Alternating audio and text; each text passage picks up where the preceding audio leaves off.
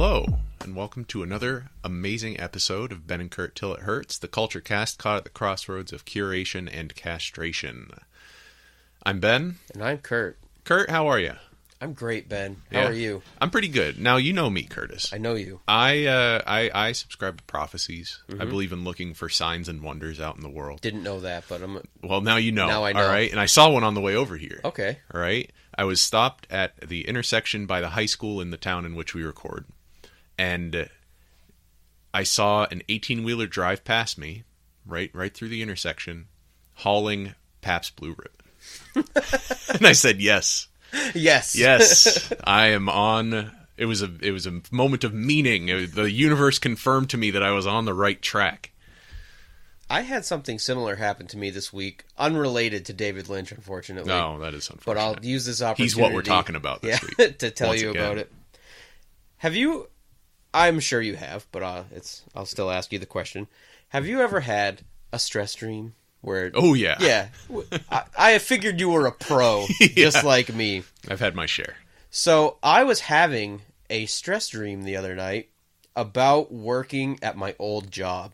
I've worked at my current job for about 3 years, and I had a dream that for some reason I had to go do a shift at my old job, and I was very nervous and scared, and I was like, I don't know if I can do this anymore.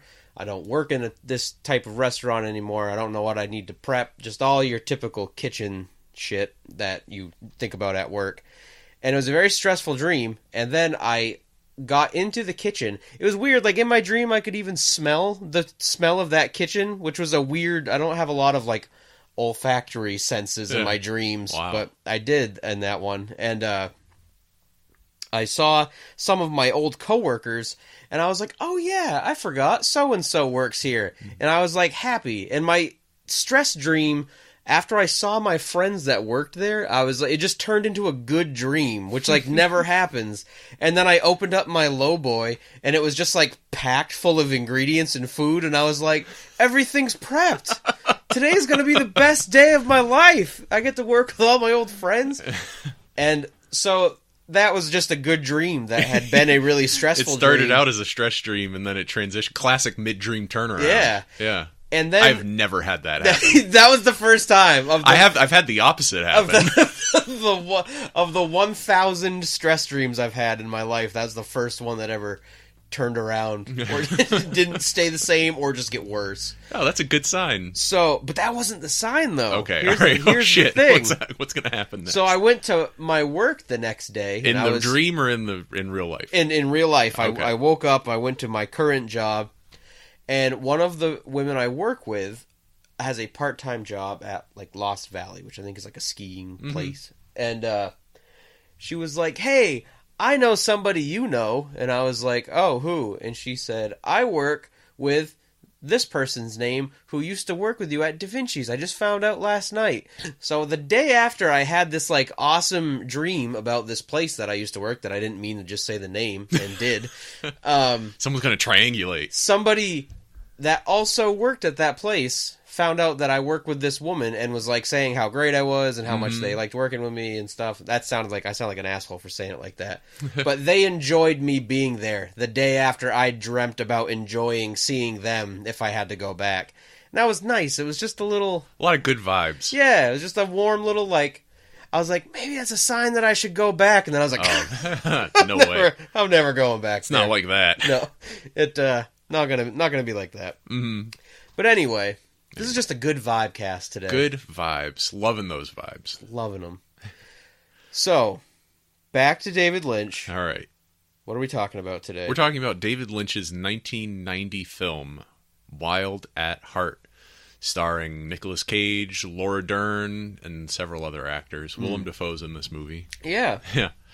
It's a road story, right? About a couple of low-down, no-good, dirty hoods that pack into their car and skip parole, and they get out of town. They're driving from the East Coast all the way over to California, and it's about the adventures and mishaps that occur with them along the way. Couple of lovebirds. Couple of lovebirds. Couple of lovebirds listen to speed metal and dancing in the desert. Now, I hated this movie. Yeah. Okay. See, now when we talked about it before, you said like, "Man, I don't think I liked that movie." And then I since have watched it, and I said, "Curtis, I really like this movie." And now you've gone harder. Yeah, I doubled down. Hard turn. I was going to watch it again, but then I didn't because I was like, I stole your DVD. Yeah, I wasn't gonna out you. I wasn't gonna throw you. I'll under out the myself. bus. I'll throw myself under the I bus. loaned you the DVD, and then I stole it, which made me unable to watch it twice. Mm-hmm. I didn't watch it twice either. No, that's okay. I watched it with my baby though. Yeah? How was that? So there was some like questioning. It was the first movie my baby's ever seen. Why? Why would you? I know that doesn't matter. What am I gonna do? What am I gonna do? Hide the baby? Baby's there, man. You should have, double feature. Have the first, film. I don't know. Charlie Brown, Emma Daughter's Jugman Christmas. Come on, something with some good vibes. Something that doesn't begin with like a brutal beating. Yeah, man. Then you could have just watched this afterward. It could have been Gremlins. Could have been anything. Double feature. First movies my baby's gonna see: Gremlins and Gremlins 2. Yeah, Terminator 2. Are you familiar with the Twitter account Institute for Gremlins 2 Studies? No. You should look it up. It's really funny. Okay. Anyway, yeah, I stole your DVD. You were gonna watch it again, but you didn't because I stole it. So I haven't. And then also we had to take last week off for. I don't even remember why, but it doesn't matter why. And so it's been like longer than usual since I've watched a movie for the podcast. Like it's been like a week and a half, I think. I watched it with my wife, which I instantly regretted. I was like, she doesn't watch a whole lot of the things that I watch for the podcast. And then in general, I feel like I've done a pretty good idea of like filtering my things that I like that I expose her to. Well, you do it strategically. We've talked about this before. You have like a meter in your mind that's like, all right, can I get away with this? Yeah. Yeah. And so I felt I had to just like defend myself. Like I've never seen this. Like every time something weird happened or like sexual assaulty happened, I was just like, yeah, I've never seen this. Didn't know that was going to happen. This isn't shucks. Yeah, so I don't know. Now, how should we... So this was a book.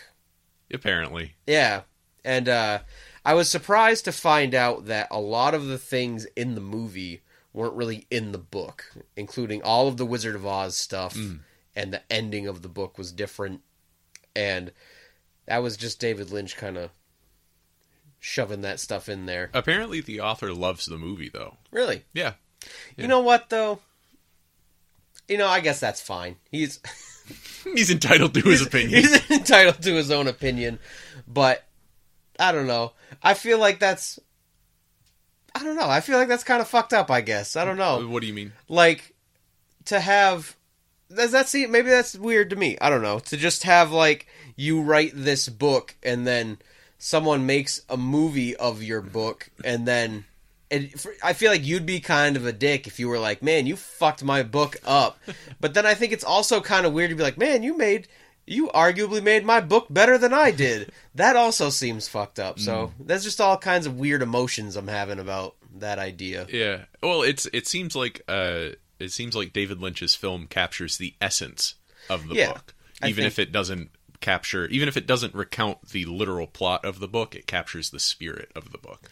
I can see, and that I guess may have made it more refreshing for the author because they got to experience the same story they were trying to tell without knowing exactly what was going to happen. Yeah, and you just see it cinematically. It's yeah. like, well, I was trying to capture this certain vibe of like, postmodern journey across the United States, star-crossed lovers and all that being pursued by evil. And there you go. He did that on screen. Are the events exactly the same? No, but they're cinematic events as opposed to literary events. So I was very disappointed because I really liked, I would say, probably the first half hour of the film. Like so did I. Last week you had said that people accused Quentin Tarantino of being kind of Lynchian when he first started putting out movies, and I was like, I don't fucking see it. And then when I watched this, I was like, okay, I kind of see this is a very, like, cool people that are, like, lost in the wrong generation, but still cool, and that music is a very important part of the film. Violence was in the beginning of it, and I was like, this looks like a Tarantino movie. But as soon as they left for the road trip, it was just like, went really downhill for me. What bothered you after they left for the road trip? I just didn't. I thought everything in the beginning was just crazy and fun. I didn't expect Nicolas Cage's character, was it Sailor, to beat that guy to death. I didn't expect him to just always sound like Elvis. I didn't expect him to be able to yell at this thrash metal band to start playing his song, and then they'd start playing old Love Me by Elvis music for him to sing to. And I thought that Nicolas Cage and Laura Dern were performing very, very well. And it was just, they were just fun. They have incredible chemistry in this movie. Yeah, and I think that the whole thing just felt so wild, and I had no idea what was going to happen. And it felt kind of like a Tarantino movie, which I'm a big fan of. And then I don't know exactly what changed, but along the adventure, it just kind of petered out. I think it just kind of got a little boring, or I didn't necessarily care what was going to happen at the end of it. It feels like a looser, as far as the Tarantino comparison goes, I think it feels like a looser, more freely associative version of what Tarantino's going for in his movies like Kill Bill. Where they're like big explorations of types of media more than they are the concrete stories of their own. Like, it's still a concrete story of its own, but it's in a larger sense, it's this archetypal representation in all these different, like, Asian cinema, Western cinema, all that stuff. But with Wild at Heart, it's a little crazier. It's a lot crazier, maybe, than Tarantino ever gets. There's a lot of stuff in here that you don't know quite what to do with. Whereas with Tarantino, you know what to do with the stuff that he puts on screen. You know, it can be hard to pick apart sometimes, but in this movie, it's like, well, why are they having so much sex? I don't know. It's just the vibe, you know. That's just the vibe of the movie. That's just what's happening. What's with the speed metal? I don't know. It's just the vibe, right?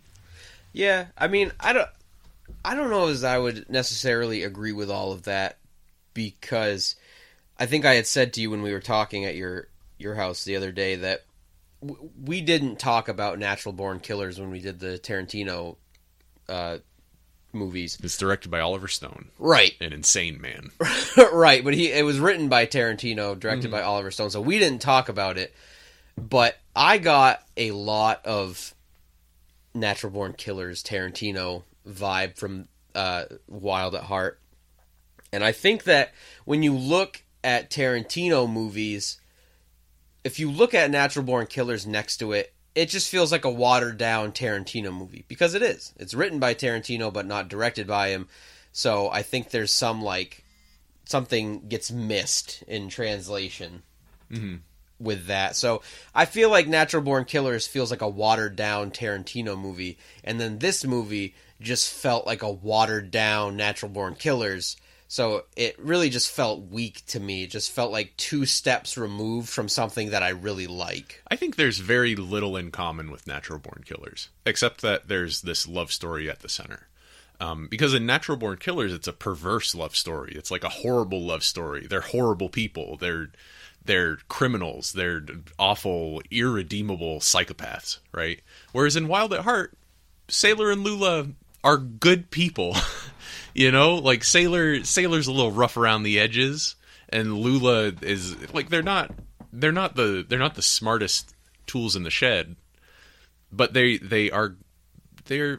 have a sense of decency about them, you know? Like when the crime that they commit in the movie, or the crime that Sailor commits in the movie, is like his low point as a character, when he goes off with Bobby Peru. Yeah. When he goes off with Bobby Peru to rob that place, that's the lowest point he gets to. He shouldn't have done that.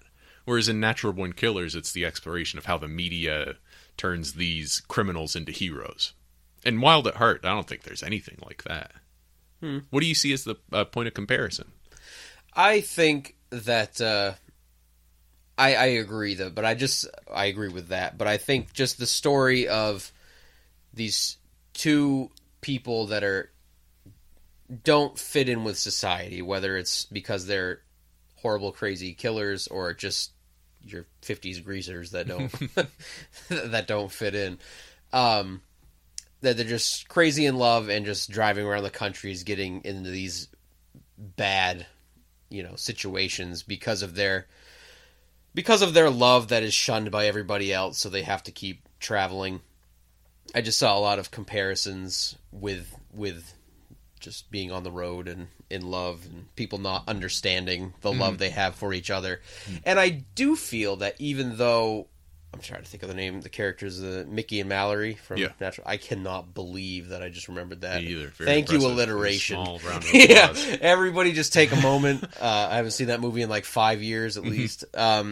With that movie, I don't know. Maybe this is a little bit too much insight into my defective brain, but I see the love between Mickey and Mallory and Snake and what's her name? Sailor and Lula. He wears the snakeskin jacket. Yeah. You know what? I literally keep thinking Snake Plissken every time I... As soon as you said Snake, I thought Snake Plissken too. Yeah. Weird. I see that love to me is like on the same level, whether they're good people or bad people. It's obsessive dependency love that is probably unhealthy. It's young love, Yeah, it's just... I don't know that Sailor and Lula have an unhealthy love. In fact, I think that the movie would argue very strongly that they have a healthy love in an unhealthy world. Because at the end, it brings them together. I should rephrase that as unhealthy in the meaning that they can't live what is considered a normal life because of their love for each other. Unhealthy. It's very different types of unhealthy. That is accurate. What is a normal life? That's true. I would love to know. I wish that I kind of have a normal life now, relatively normal. I used to wish, like, the podcasting this is fucking off topic. That's fine. But let's go off the rails a little. Podcasting has become the best way for me to channel the desire to be creative. Like, it was a long road coming to podcasting. There was every awful idea, like, in between. Like, this feels relative... Plus, I've been doing it for so long that this feels relatively normal. But, like, when I was in college and I was, like, super edgy and straight edge and I only listened to, like, death metal, I was just, like... Part of me, like, longed for, like, cool guy Joe that I sat next to at in a class, and him and his roommate like lived off campus, and they got home and just drank Budweiser and then went to bed and got up and came to class. Like I really wanted that a little bit, and then I didn't have that because clearly I didn't really want it because I don't like country music and just drinking Budweiser every day. But now I feel like I do kind of have a normal life, I guess, as much as you could have for a guy who collects 8,000 toys. You kind of look around the room while you're saying that. Yeah. Like, I guess I do have a normal life. What's normal? Yeah. Let's bring it back to that. What's normal? What is normal? Normal is whatever you want it to be. Or there is no such thing as normal. Listen, I keep going back to this, but having run for local office recently and having knocked on a lot of people's doors and looked into their homes, the little portal that you see into people's homes, no such fucking thing as normal. Yeah. There is no such thing as normal. The person who has a fucking 20-year fixed rate mortgage, 30-year fixed rate mortgage, whatever you want it to be, and is like paying it off diligently every month. They have a job they go to for 40 hours a week, and they have a dog and a cat and a wife and 2 kids. That's normal. The person who has a weird walkway that goes up to their house, and they have just boxes full of files and they're on their porch, right? And then they open the door and it's just smoky, and there's like it sounds like there's an opium den in there. That's normal too, all right? Also normal. There is no such thing as normal, and everything is normal. I think to get an appropriate level of normalcy, you have to run for office outside of Lewiston, Maine, as well. What the fuck? Don't tell people where I live. Sorry. We'll have to run everywhere so we can we can figure out what's normal and what's... Yeah. Oh, we need a bigger sample size. It is interesting how the range of normalcy changes between different locations in the United States, even within the same region. And it's not just urban, rural. Maybe that is the divide, though. Maybe there's like urban normal, suburban normal, and rural normal. I don't know. Whatever the case may be, it's like you at some level you do, like you were saying, you do kind of hold up normal as like the star in front of you that you aim for. But I've been looking at houses online, you know, and sometimes instead of looking at houses, I look at yurts, right? Maybe that's my normal. Yeah. Maybe I'm going to move into a yurt with my wife and my baby. Your wife and your baby and you should move into a tiny home. You guys seem like tiny home people. Man, I don't know if I could do a tiny home. I don't know if I could do a yurt either. I need to get rid of a lot of shit. Yeah. I want a small home. Not a tiny home, but a small home. Grade me up one level. Yeah. See, you know, the problem with that, not that it's a problem, but what's hard about that is when you buy, I mean, there's no set rules to this, but when you buy a home that's like generally like you're going to be there for a little while, I guess. I wouldn't want to move again after buying a home. Mm-hmm. So, like, you got to do it like a small, comfortable upgrade. I think you have to hope that you'll be comfortable with that upgrade for a lot longer than you've ever had to have been comfortable with any previous upgrades. Yeah. Because before it's like parents' house, dorm room, crappy apartment, bigger apartment that's still kind of crappy, nice apartment, you know, and then up and beyond. But that has nothing to do with Wild at Heart. It does kind of, though, doesn't it? Because it's all about what's normal. That's true. Are Sailor and Lula living a normal life? According to the rules of the world in which they live, they seem to be living ideally. Compared to the rest of the characters in the movie, I think that Sailor and Lula are achieving the best outcome that is available. In this crazy mixed up world where you can't really trust anybody and you get backstabbed all the time and your old buddy sets you up and all that, each of them, Sailor and Lula, have found a counterpart who they can stick by and who they can trust. And they never betray each other's trust. That's true. The only moment at the very end is when Sailor says that he doesn't think he's good enough to stay with them. And then, you know, what happens.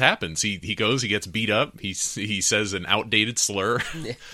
Oh yeah, I forgot about that. Yeah, it's kind of funny. It's a good laugh line. Yeah, and then he sees Glinda the Good Witch and runs back. I see that. You know, that was weird. I know maybe we shouldn't talk about the end yet. None of this matters. But I almost feel like David Lynch did a really good job. I haven't read the book, but it seems like he did a really good job giving you the exact ending of the book and then just like wedged in like, never mind, run back. Like, I don't know. It seemed like almost the ending. I was just unhappy with the ending. Really? Not because they ended up together, but just how it came to be, I guess. But I don't know. How did in what way were you unhappy with how it came to be? I didn't like any of the Wizard of Oz stuff. Really? Yeah. Well, you like the Wizard of Oz. Yeah, and that's admittedly, you know, the reason why is that I really like the Wizard of Oz. So I like people to be, I don't know if careful is the right word with how you use like metaphors and allegories with the Wizard of Oz, but I didn't like it in that. I felt like it didn't work very well. Weirdly, I really did like it in the Cloverfield paradox when we're not in Kentucky anymore. It's Kansas. Who cares? People from Kentucky. That's funny, and I like that. I don't know. Man, fuck that movie. Dude, I know. I don't know when I talk to you, I don't know what I say on the podcast and what we just say in conversations. Yeah. But in case I talked about how good that movie was on the podcast, I fucking apologize. Oh, shit, you did. Yeah. I was just so overcome with joy that it just washed over me, and it was a moment. I watched it again, and I was like, "This is not good." Damn you! I was looking forward to this. See, I like the Wizard of Oz stuff in Wild at Heart, but it's hard to articulate exactly what it means. Yeah, you know, because it feels like it's either totally superficial or very deep in The Wizard of Oz. So it feels like you would spend a long time trying to pick apart exactly how Wild at Heart is interacting with The Wizard of Oz as a text, and then you'd either find nothing, or you'd find the key to the whole movie. You know what I think that is? I think it's absolutely nothing, and I think the reason a viewer would look for something is strictly because it's a David Lynch movie where you expect there to be all right, Jake. something. All right. Yeah, actually, I think, well, like I said, I watched it with my wife, and she actually had a criticism of the movie that I hadn't noticed, but I valued her thought on it, so I was going to share it. She said that one of the things she didn't like about the movie was that you spend so much time noticing these images and symbols that you're trying to juggle. What is that? Why is it there? What does it mean? What does it mean to the whole film? And then not all of it pans out. So you kind of spend your whole viewing experience juggling these symbols and ideas, and then realized, like, at the end, like, oh, I could have dropped all but like 2 of these and I wouldn't have missed anything. What are some of the symbols or ideas you're thinking of? The Wizard of Oz stuff. The Wizard of Oz stuff, and I don't know, maybe this isn't anything, but the artistic choice to have him speak like Elvis was just fucking weird and distracting. Well, maybe the reason those elements of the film are the way they are is because those are touchstones of American culture. And this is a movie about America. They're forging a path across America. Can love survive in America is the central question of this movie. And the answer seems to be yes, but only with the help of pop culture. I don't know, man. I can get behind that thought process, but I don't know if the answer is a grab bag of popular American icons. I don't know. I had a hard time with this movie. The Wizard of Oz stuff is audacious. Maybe that's what I like about it. It's audacious, and David Lynch is already a pretty audacious filmmaker. But just to have Glinda the Good Witch show up at the end in the bubble, like exactly the way she is in the fucking old Wizard of Oz movie, is such an audacious choice. Who does that? See, I don't know. It caps off the whole movie. You know, it's just the perfect it's the cherry on top. I don't know. It gets me. Maybe what I like is that it's fun. It's a fun choice. It gets me into this problem that I have when you think of things in the context of their peers. This is a problem that I have with music and movies and stuff. When something comes out and you compare it to other works that person has done, sometimes I think you can let a bad movie or album or song slide just because you know that compared to the other works that person has done, it makes it okay. Or it can happen the other way too. But I almost think that if a different director had done the same thing, I think with David Lynch you expect shit like that to happen, and then even if it doesn't work very well, you kind of just let it slide because it's a Lynchian thing to do. Where I'm losing it here, but I think that's part of the problem I have with this movie is that some of the shit that happens in this movie, if it weren't David Lynch, even with David Lynch, I'm like, this is fucking dumb. But like, if another person did it, I wouldn't even give it a chance. Like, if I had just watched this movie before I had seen any of the David Lynch movies, I probably would have fucking hated it. But because of that, it makes it like, okay. It's kind of the same thing as like, this is probably too bold for me to say, but kind of like Jackie Brown.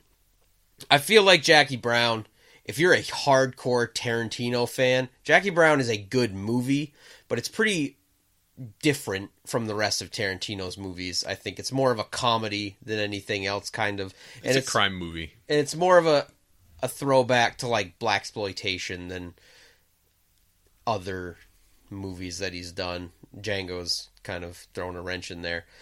But it is different. Yeah, it becomes one of those things where, because I look at all of Tarantino's other movies, Jackie Brown's good enough that I can slide it right in and say Quentin Tarantino has never made a bad movie. If somebody else had done Jackie Brown... You would call it a bad movie? No one would call it a bad movie. I would say I don't like it. I think if it weren't Tarantino, same exact movie, and it wasn't standing in the timeline of Tarantino movies, I wouldn't like it as much as I do in the context of other Tarantino movies. All these hypotheticals. Who's this hypothetical filmmaker that made the exact film Jackie Brown? That doesn't matter. Clearly.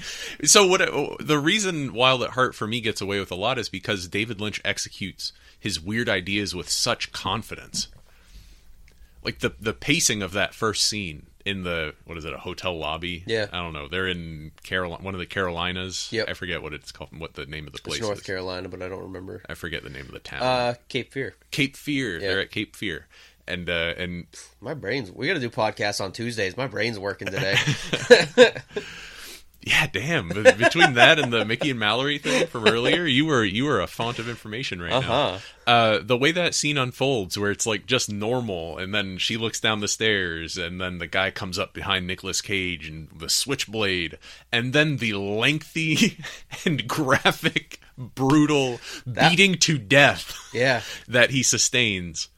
That's... You see a scene like that, and it's one of those great shots across the bow that a work of art sends you sometimes, where immediately after seeing that, you kind of know if you're going to be down with whatever Wild at Heart is putting out towards you. See, I don't know, though, because I loved the first half hour of the movie and was sorely disappointed with how it went to turn. But I don't know. Yeah, see, I'm still not sure what changed for you. Did you just get bored? What I liked about it was that it was just so fun and wild and unpredictable, and I just felt like it stopped being those things. What about when he flips out of the car? That was... Isn't that great? So... Pretty sure that's outside that half-hour point, Curtis. There are some redeemable aspects of this movie to me, and mainly the performances of Nicolas Cage and Laura Dern were both phenomenal in this movie. And I don't know. I was going to compare Laura Dern to Uma Thurman, but I don't know if that's a fair comparison. I'm afraid I did that more in my head because they're women than anything else. But I think when you have... it made me think of Pulp Fiction, because you have all these phenomenal actors. Your John Travolta, your Samuel L. Jackson, your Bruce Willis, your Ving Rhames, all these great actors, and then I think at that point Uma Thurman probably wasn't on that level, but she completely holds her own and is just as fantastic in that movie as, the rest of those actors. And I felt the same way about Laura Dern. I looked at her filmography, and she did have a pretty impressive filmography. Like, she'd been in 6 or 7 movies before this, but I don't think they were super I don't know. Popular. I think it's like this in Jurassic Park, but that was afterward.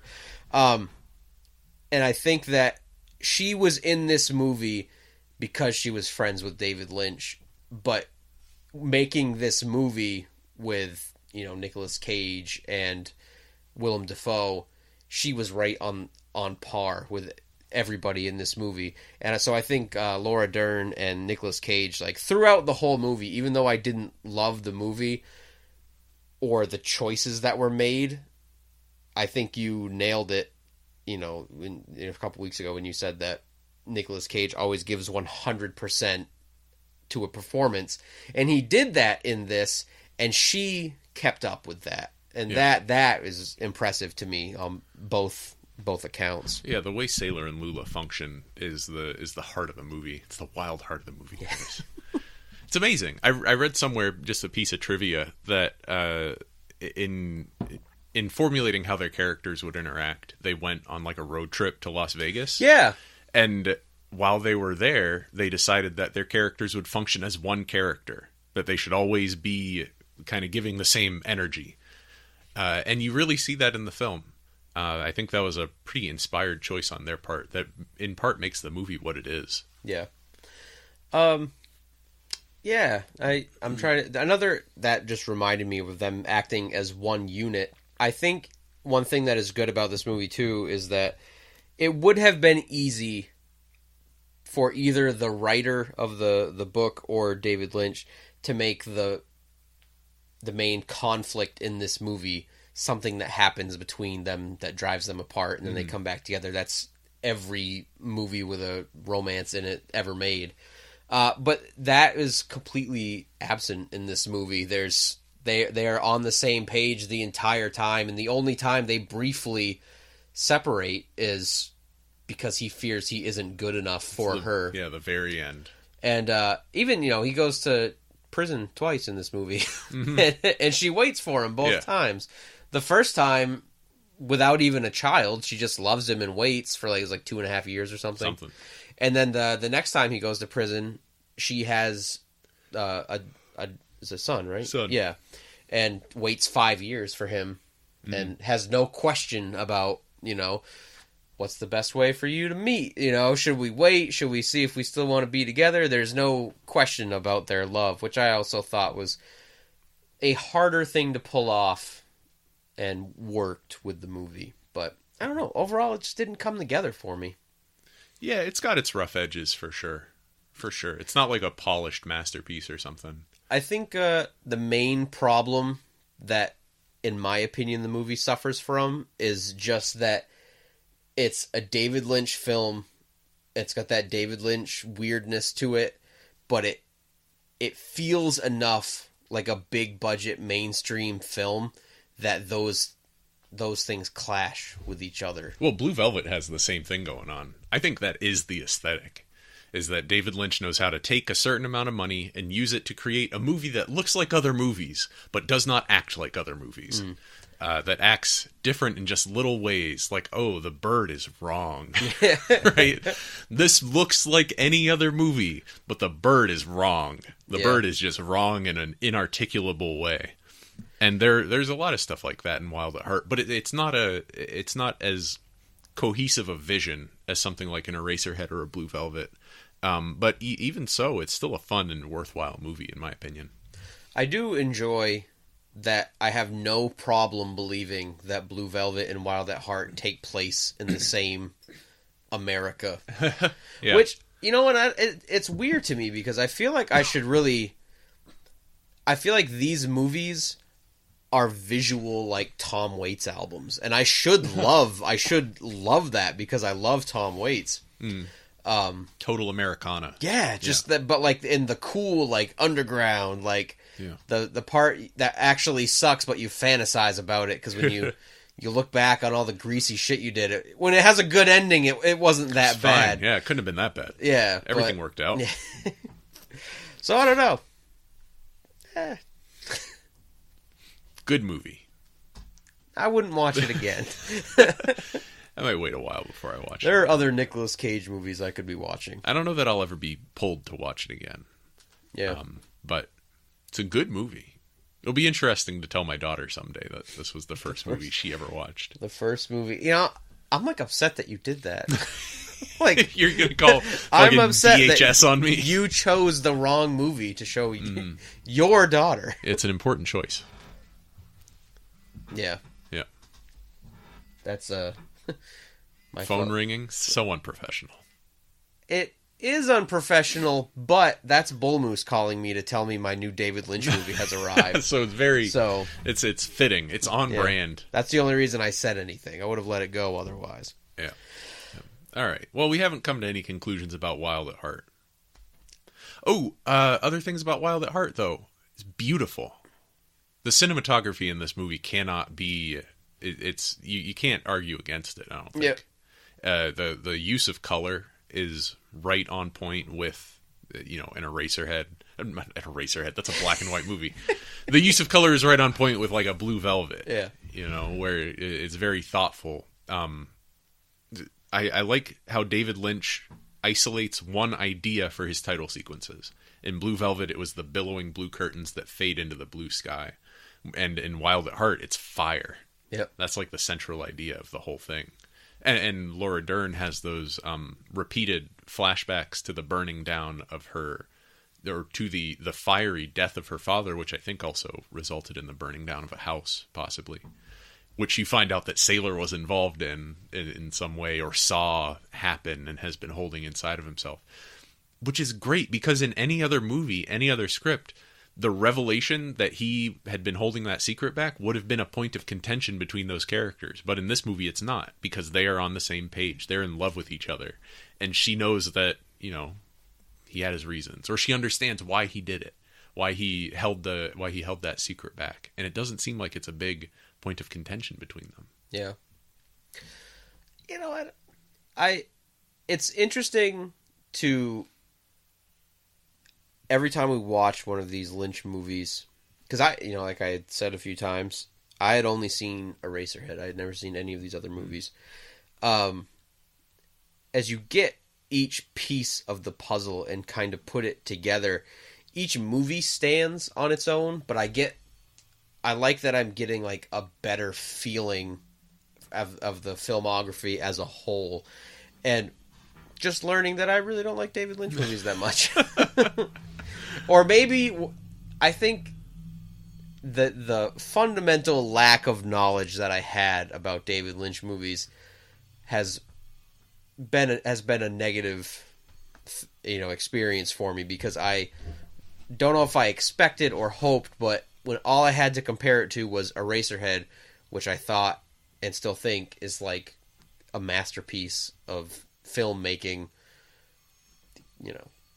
I guess there's nowhere to go from there but down. So Here, do you want to know my prediction for the rest of the series? I have a prediction as well, so Okay. I want to hear yours. All right. I think that you're going to like Lost Highway more than you liked Wild at Heart, but not that much. I think that we're both going to love The Straight Story. And then I think we're both going to love Mulholland Drive. Like, I think we're going to like Mulholland Drive as much as we liked Eraserhead.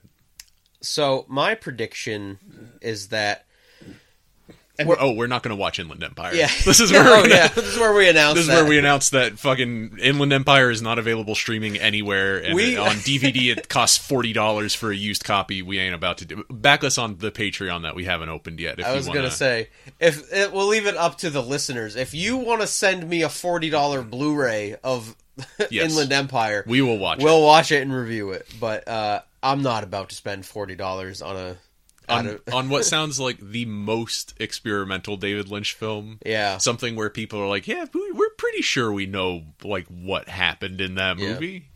So, though apparently it's a good movie. Yeah, well, so they say. People also say that a lot of his other movies are great movies. What's your prediction? So as I was saying earlier about how sometimes you hold something to a standard, not so much on the quality of the thing itself, but the context that it comes out. I think that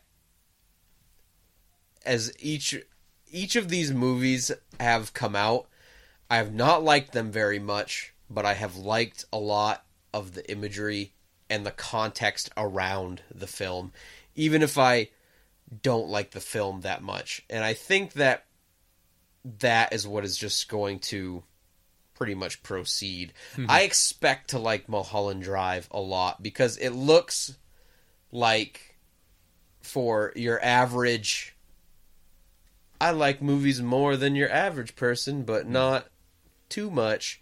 I think like Eraserhead and Mulholland Drive appear to be his two like greatest films.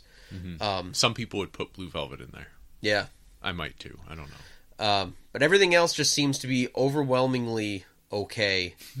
And I think with, we'll go through, like, another example. This has nothing to do with David Lynch, but another thing like that is, you listen to Meshuggah, right? Yo, I love Meshuggah. Yeah. Great band. Very good band. Sometimes they'll put out a song they have albums and albums of songs. Not everyone is fantastic. Sometimes they will put out a song with such a crazy time signature, with such a crazy tone, that I'll think, you know what, this is borderline unlistenable. And if this weren't Meshuggah, I would shut it off. Like, if this weren't in the context of how great Meshuggah can be, I would not like this song. But I let it slide, because I like Meshuggah. And I think that, I let it slide. Knowing that it's Meshuggah, I'm like, yeah, it's okay. Where I would not be okay if it's like when you hand in papers. If you're a C student and you hand in a pretty good paper, better than your teacher expects. Maybe you're getting a B. You're going to get that B or that A, where your straight A student hands in a paper that's just less than you expect. Even if it's still better than the other paper, you're like, yeah, you could have fucking done better. This is bullshit. Enjoy the C. Enjoy the C that you have earned, even though it's better than this B that I gave out. Man, fuck grading. Let's go. Grades. Let's go off on the grading tangent. Man, fuck grades. Grades are everything that's wrong with the United States education system. If we could get rid of... If we don't grade anybody, nobody will fail. If we don't grade it... You know what? The grades haven't been around forever. You fail or succeed on the merits of your work. You know? You don't... You make something and you put it out there and you fail or succeed based on how good it actually is. There's no, like, authority out there handing out grades, though how helpful would that be for podcasts, right? Right? We're gonna do a hot takes episode where we just take every, like, considerably unpopular opinion and just fight it, not between each other, just hash it out on the show and we'll alienate every listener in some way by the end of it. Yeah, grades are stupid and don't make any sense. Mm-mm. They shouldn't teach cursive in school. Fucking... Fuck you. What else? Cursive is the only thing that should be graded. No one should ever hit their kids. What? Just unpopular opinion. It is weird that is kind of an unpopular opinion. Yeah.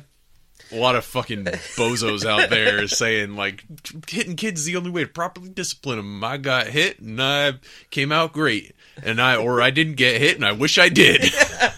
I never really see a lot of the I wish my parents hit me. If I'd gotten hit, I wouldn't have picked up that crack pipe. They really should have just disciplined me. We can't get into child... I'm not even going to say abuse. We can't even get into corporal punishment on this episode. Corporal punishment is child abuse. Whoa, Ben's throwing down. Yep. Wee woo, wee I'm woo. ready. That's my hot take. This is the hot take episode. Yeah. So, we have Eraserhead. Perfect, great movie. It's a great movie. Elephant Man. Yeah. Pretty good. It's okay. It's okay. Blue Velvet. Or wait, no, Dune. Dune. Not good. Oh, but man. with some really good stuff in it. Yeah, Dune. Dune's pretty good. And then Blue Velvet. Pretty good. The stuff in it is cooler than the movie as a whole. That's how I feel about Blue it. Velvet's a great movie. And then, what are we at? And now we're at Wild at Heart. Yeah. Contentious. So, believe it or not, Roger Ebert liked Wild at Heart more than he liked Blue Velvet. I thought he didn't like Wild at Heart at all. He gave it 2.5 stars. Didn't he say that David Lynch is holding himself back from making a good movie by trying to do something he can't? And yes. Yeah. That was in his 2.5 star review, which is still not a very favorable review. It's better than the 1 star fucking hate letter that he sent about Blue Velvet. Okay, that's true.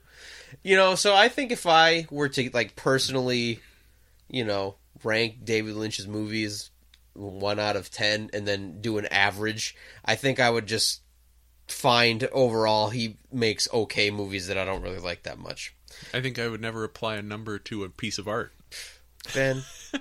What am I even doing here? Why are we even? We've completely misunderstood the purpose of this show. Ben, if you're not here to just rank everything, then what the fuck is the point? Coldly compiled lists.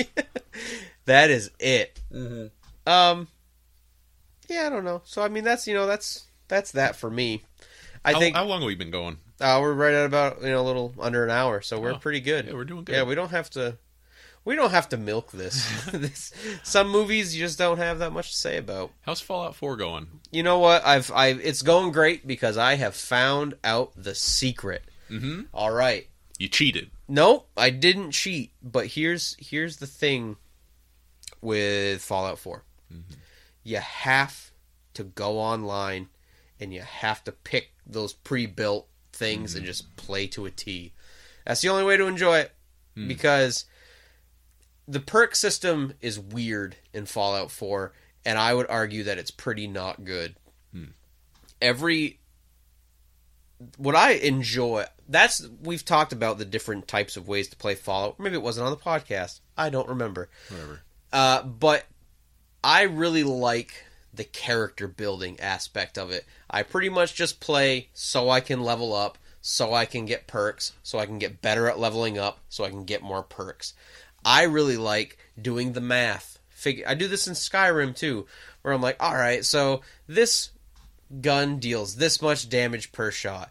Now if I'm sneaking, it'll do this much times that, and then if I get this perk and I use a silencer, it'll be this much times more damage. That's what I enjoy doing, and then finding out, like, cool, so when I'm hidden at night, crouching down with a silenced sniper rifle, I'm doing 700 damage per shot. That's what I find enjoyable about it. You play the system, you min-max. That's what you gotta do. And then the thing about Fallout 4 that is, I find not enjoyable, is that every perk is ranked. So you can have one perk, like your sneak perk, has 5 ranks. So 5 levels of your character is dedicated to just slightly honing that one thing. So that sucks. It does suck. So when you're you can level forever in Fallout 4, but generally I think like level 50 is considered normal for end game if you play all the DLCs and do as much as you can. So that is really you've gotten 50 perks and you've leveled 50 times, but you're really only like really good at a couple things. And by the time I play a whole game, I want to be good at everything. Like it's cool because it allows you to like, well, I'll play it and do pistols this time and be a gunslinging cowboy, but and then I'll do it as a sniper. And I think on my next playthrough, I'm going to do it as like a super genius that controls robots and I kill as few people as possible. But I that's the way you got to do it, because if you don't play with those character builds, you'll be just like adequate at a bunch of stuff. And the way to do it, unfortunately, is to pick like 2 fucking things and get insanely good at them. That's the way to enjoy Fallout 4. So I've been having a pretty good time with it. Fuck base building. I hate that part of the game. It's because it sucks. It's not like... I've heard a lot of great things about base building. There are people who play Fallout 4 only for the base building. There are people who suck. I'm not even going to edit that out. That was a big gulp of water. That was a big build-up. I was going to say every Fallout game. That's not true. But Fallout 3 and Fallout New Vegas, which are the ones that I played. The 3D Fallout games. The 3D Fallout games. New Fallout with an NU. No. One of the things aside from character building that I find enjoyable in that game is their equivalent of base building. You find a place to live, you collect all your cool shit, you get all your different storage compartments. This is where I keep all my bottles of Nuka-Cola. This is where I keep my special named weapons. Do I want to live in Tenpenny Towers or waste the fucking whatever the other place is? Megaton. Then do I want to live in the motel in Novak, or do I want to live at the Lucky 38? It's a lot better in New Vegas. Yeah, it is. But but that house in Megaton is a pretty fucking sick house that you can mod out with all the cool game stuff. Oh, yeah. And I just like to hang out in those areas. And now, in Fallout 4, they were like, it's going to be better because you build it yourself. But I find, as I'm playing it, that no matter how you build it, it looks like shit. And the pieces don't like to fucking connect together very well. And then you're like, oh man, I ran out of this piece, so now I just have to go, like, scavenge for pieces of wood. Which makes sense and is kind of cool, but I'm playing a video game here. I'm not trying to go fucking break up old pieces of dock to get fucking scrap wood to build a shack. That's not much fucking fun. Some people like that. The Minecraft generation. Alright? Because you just described Minecraft. Yeah. You go punch a fucking tree until it falls down, and then I can use that to build half of a wall. Minecraft is sick, though. Yeah. Yeah, I like Minecraft a lot. What's the difference between Fallout 4 and Minecraft? In 5 words or less. That's too hard. So we can't grade art, but we can pull shit like this? Like, hey, you've stopped throwing out random ass JRPGs and video games, old video games for me to talk about. So I've got to keep the audience on their toes somehow. Yeah, that's true. Hey, let's talk briefly about that Secret of Mana HD remake. That's cool. Here's the difference between Fallout 4 and Minecraft, in 5 words or less. One of them is bad. You decide which. You decide which one, audience. That's not... Because I like both. I just think that... Man, Fallout 4 just made some awful choices. Yeah. They really did. They really dropped the ball on some stuff. Yeah. But the thing you were talking about, the remake of... Yeah, Secret of Mana. Secret of Mana. Secret of Mana is a pretty good game. Yeah. I like that game. It's one of my top, 3... I really should have played that on Super Nintendo, and should probably still play it now, but I never will. Games. Maybe that they did an HD remake, I will. $40. Yeah, I'm not paying $40 for a new skin on a Super Nintendo game. I'm sure that's so insulting. I bet the game looks beautiful and not just it looks like a completely fucking overhauled. So, yeah, that's probably not nice to say, but I don't know. Hot takes. I like ramen noodles. You want to call it? That's my hot take. I'm going to edit that out. Yeah, let's call it. I like ramen noodles too. Nothing against ramen noodles. I just Nice. think that we've hit the end of the line. Yeah, with ramen noodles or the podcast. Slurp? All right, we'll wrap it up. Next week is Lost Highway. Lost Highway. Pretty excited to see that. No, you're not. Well, here's the thing. It has a 9 Inch Nails did a song on the soundtrack. So here's my thing. 9 Inch Nails might have done the whole soundtrack for that movie. That does nothing for me. Really? Yeah, I don't. You're not a 9 Inch Nails guy? Not a 9 Inch One of these Nails guy. days. Okay, that's what we'll do. We'll do AC/DC and 9 Inch Nails. That's going to be the pairing. Back to back. Oh, God. No, not back to back. Same. One album each. 2 albums each episode. One Nin, one AC/DC. Okay, but only because we get to talk about AC/DC.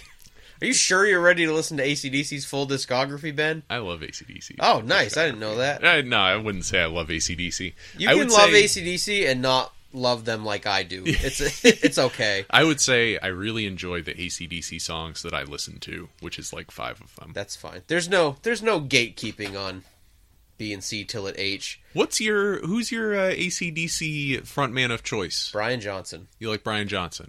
Hot takes. Yes, Bon Scott's a great singer, and I'm sad he's dead. If I could choose to never have Bon Scott die and sing for AC/DC forever, I would say, sorry, Brian Johnson, you just don't get to be the singer of AC/DC. Mm-hmm. But I'm sorry, Bon Scott did die, and Brian Johnson was now the singer of AC/DC. So I prefer Brian Johnson. Interesting. Yourself? I don't know. Yeah. There's something to be said for both. They bring very different energies to the songs that they're on. Now I'm dying to know, because that's going to be my next. That's like my next, where's Ben going to fall on this? The obvious one that everybody agrees with, or is he going to think everybody else is wrong? What is the obvious one that everyone agrees with? I think generally people like Bon Scott better. Really? Okay. Yeah. As a mostly outsider to AC/DC, when I see Bon Scott singing, he seems to be having fun in the same way that Angus is having fun playing guitar. Whereas when I see Brian Johnson singing, it seems like he's doing something else. But who's to say which energy is better? I don't know. Yeah. Plot twist. We're both going to end that series saying that Axl Rose is our favorite AC/DC singer.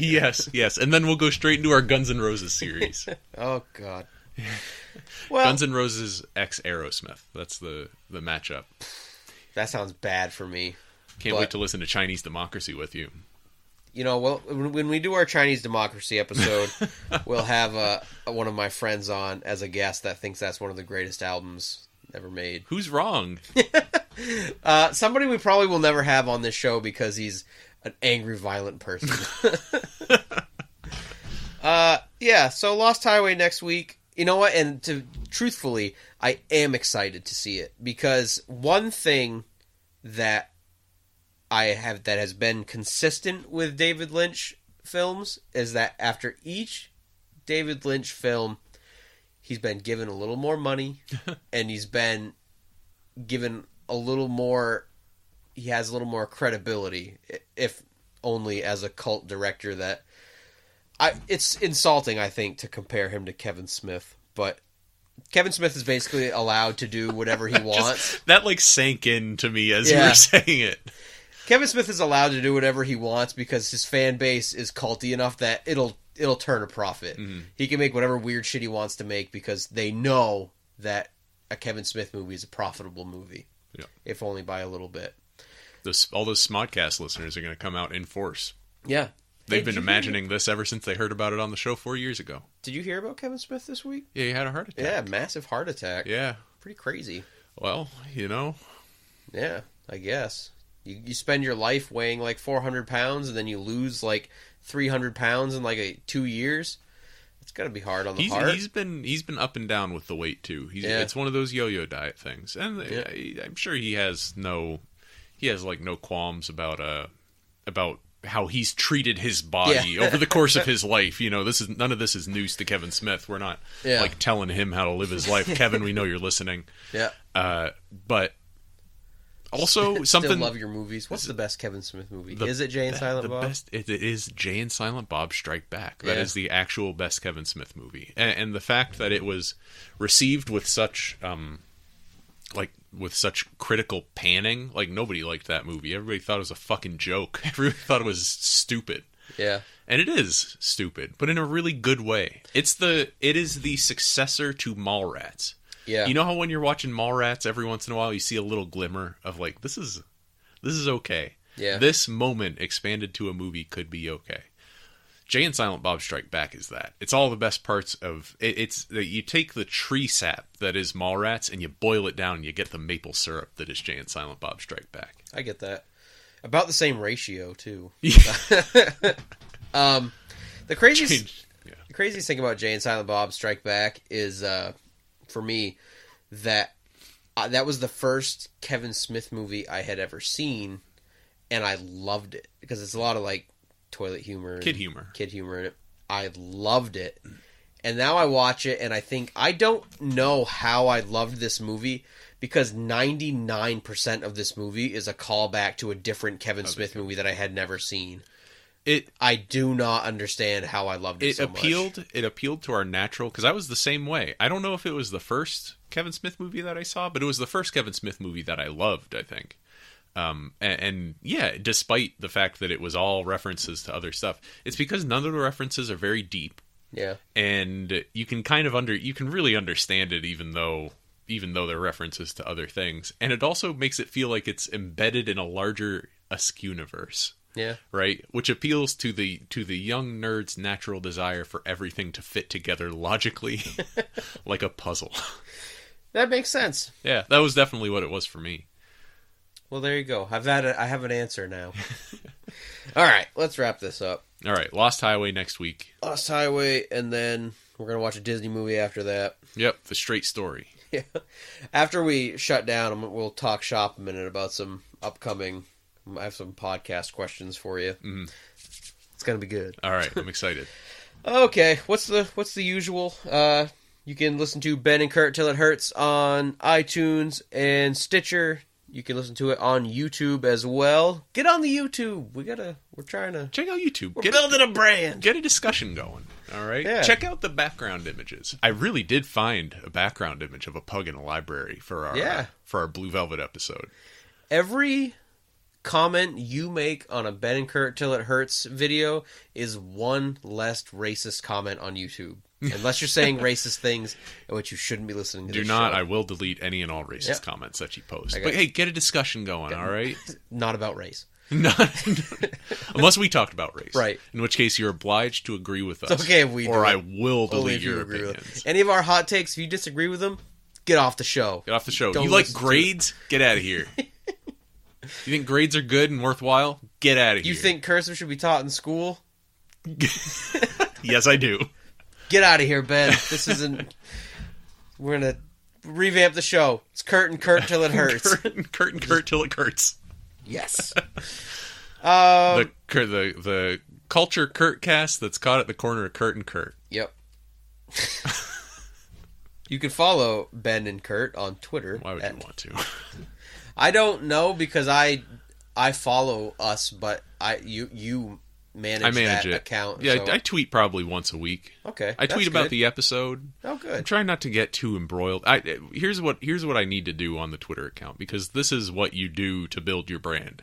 Is you find a bunch of stuff that is similar to you, and then you start interacting with the audience below their posts. Ugh. Right? Doesn't that sound miserable? That's how I got turned on to Psychotronic Film Society, though, and that's a great podcast. So. Yeah, right? Maybe we could be building fucking listenership. Yeah. People if you found us through Twitter, don't listen to this next part, all right? I've been spending a lot of time on Twitter recently. They're not the most discerning people. Okay? Okay, Twitter listeners, you can keep listening again. Earmuffs. Yeah. I love you guys. You're great. I love all of you. Hit me up. Yep. Our listeners have been consistent, but I'm not cashing big checks yet. So we need that. We're not cashing that fucking Inland Empire Blu-ray money yet. Exactly. That's what we need. We need that consistency from more people. That's good. You want to hear about Inland Empire on this podcast? You want to hear what Curtis thinks about... I almost said your last name. People probably know it. You want to hear what Curtis thinks about Inland Empire? We need $40. Yep. All right? Hey, here, $30. I'll make up the rest. Wow, that's bold. Right? I Yeah. won't. That's $10 I could spend on candy or McDonald's. I'll spend all $40 on candy, and then we will pretend to have watched Inland Empire. It was pretty good. That was all right. Yeah. It was weird. I'm not sure I understood what happened. We just read the Wikipedia What summary. a movie to pull that off with, too. You could pull it off with. I just don't. We're just going to not talk about it because I don't really know what to say. Mm-hmm. Shout out to so-and-so for buying us this awesome movie. Just munching on Cracker Jacks the whole time. We bring the candy to the show. Yeah. The ultimate fuck you to the person who buys it when I have $40 worth of Sour Patch Kids. Yeah, let's stop this. It's getting out of hand. It's getting out of hand. So yeah, but unfortunately we won't be able to do Inland Empire unless one of you generous listeners buys a copy for us. But you totally don't have to. I'd just as soon. Don't worry about it. I'd just as soon move on. Seriously, don't worry about it. What's the next series going to be? Is that going to be what we're going to talk shop about? That's going to be... We can talk shop on here if you want, but... How long have we been going? We're at an hour 13. Shut it down. Minus a few minutes that I trim. Shut it down. All right. So you heard where to follow us. You heard where to hear us. Curtcake 5K. Oh, yeah. Twitter, Instagram, Curtcake 5K. At Ben_and_Curt. It's us on Twitter. Follow us on Twitter. Yep. You will have seen me posting under Psychotronic Film Society posts. We're trying to snipe their listeners. We're one big chain. Yeah. All right. We will be back next week. Thanks for listening. Bye.